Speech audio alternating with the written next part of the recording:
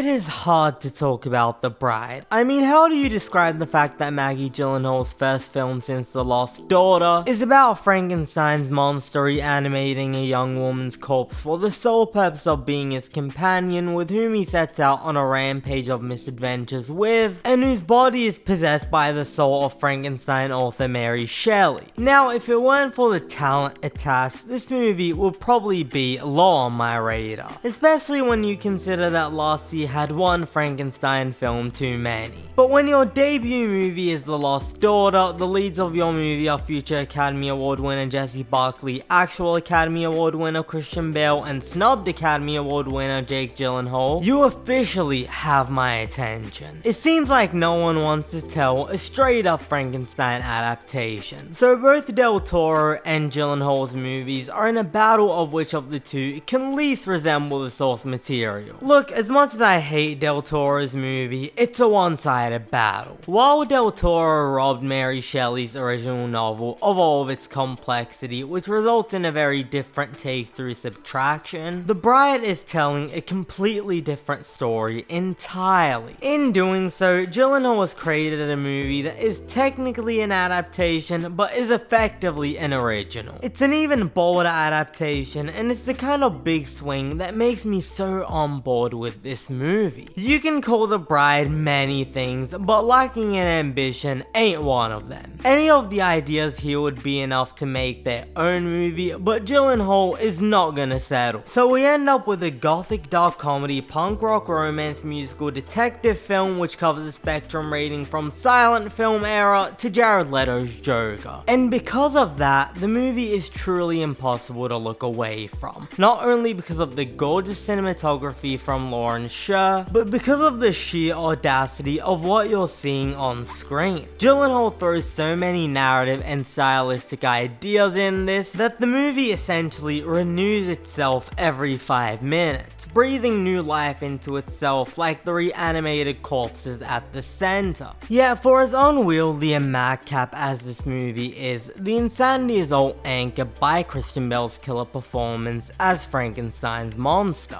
Buckley is fine here, but Bale plays the monster with such pathos and vulnerability, and unlike an actor by the name of Jacob Elordi, he manages to do so while still retaining the qualities of the monster which we as a society deem grotesque and terrifying. And what do you know, in doing so he actually makes the monster more sympathetic, not less. Take notes, Del Toro. But while Bale's performance makes the first half of the movie feel like an odyssey in search of freedom, the movie is not that. And as we get into the back half of the movie, the wheels begin to fall off. It's a movie with little direction, and the antics that felt entertaining in the earlier stages feel increasingly exhausting. It would be one thing to make a movie in search of meaning, but unlike the lead characters, this movie doesn't seem to desire any. It seems content in being very little more than a springboard for ideas instead of anything resembling a coherent piece of work. And while some of those ideas hold the potential for meaning, whether it's feminist liberation or the importance of consent, the way in which they're tacked onto the screenplay leaves very little opportunity to say anything about them. So when I say this movie doesn't seem to be in search of meaning, that's not to say there's no attempt to give you the illusion of one. What it does mean is that it engages in its themes with the same depth as a political bumper sticker, paying lip service to themes in hopes that you'll project some sort of meaning onto it. In hopes you walk away feeling like you watched something as meaningful as Maggie Gyllenhaal's last film. Ultimately, the themes go nowhere, just like the Penelope Cruz Peter Sarsgaard-led detective subplot here. Admittedly though, it's hard not to respect The Bride for its sheer audaciousness. In an industry filled with safe bets and formulaic legacy sequels, I respect the insanity,